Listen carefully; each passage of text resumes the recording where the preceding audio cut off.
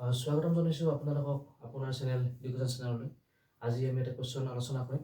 সেই কুৱেশ্যনটো আলোচনা কৰাৰ সময়ত আপুনি অকল গুৰুত্ব এই নিপটোত দিব, তেতিয়া আপুনি গম পাই যাব। কুৱেশ্যনটো একদম সহজ, কিন্তু এইটো কুৱেশ্যনৰ ওপৰত বহুতবাৰ প্ৰশ্ন দেখা পোৱা গৈছে। চ' আৰম্ভ কৰোঁ। কথাটো হৈছে, the first 3 terms of a proportion are 3, 5 and 21 respectively. What is the fourth term? কথাটো কৈছে কি, 4 নম্বৰ পজিশ্যন কি হ'ব এইটো সুধিছে।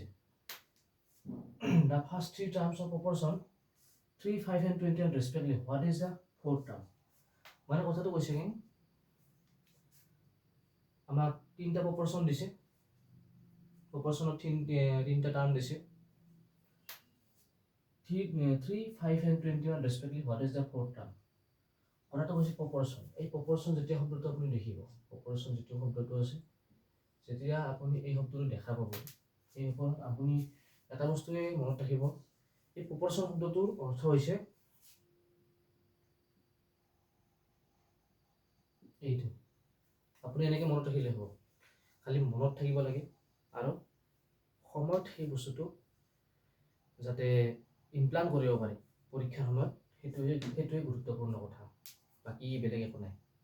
এইটো কি, খালি মই যি কৈছোঁ সেইটো শুনক। এইটো প্ৰপৰশ্যন বুলি কয়, এইটো প্ৰপৰশ্যন বুলি কয়। আমাৰ গণিতৰ প্ৰপৰশ্যন বুলি ক'লে এইটোৱে হ'ব, বেলেগ নহয়। আৰু ইয়াৰ কাম কি হৈছে, ইয়াৰ কাম হৈছে দুটা ৰেচিঅ'ক মাজেদি 2 চিঙা কৰা।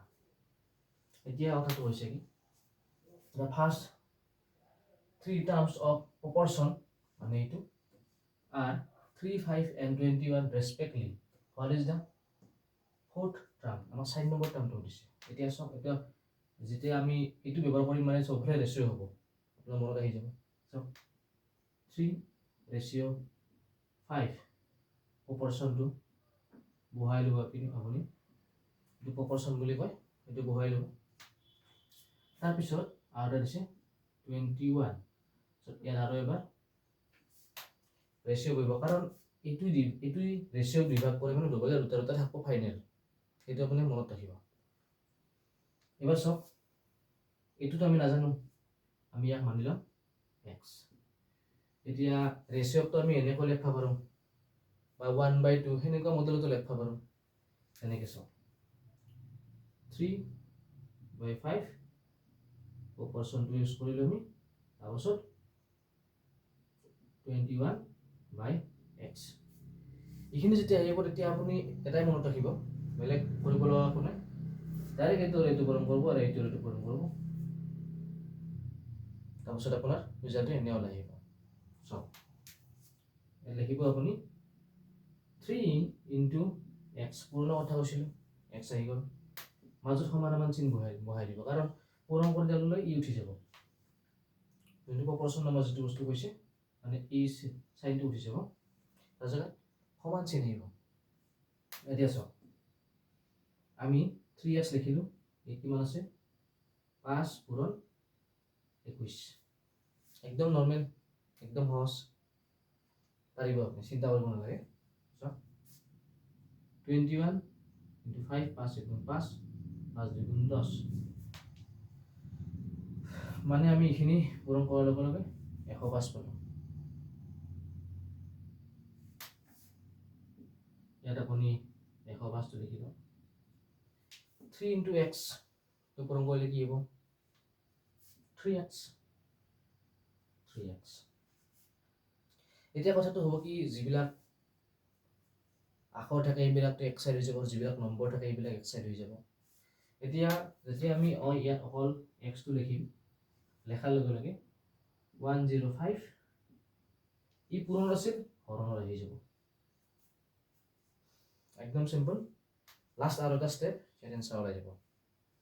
ধৈৰ্য ৰাখক আপুনি। 3 গুণ 9, 1 হৈ গ'লে, কাৰণ 3 গুণ 9, ইয়াত 10 আমি 9টো লৈছোঁ, কনফিউজ নহ'ব, কনফিউজ হ'লে চেছ।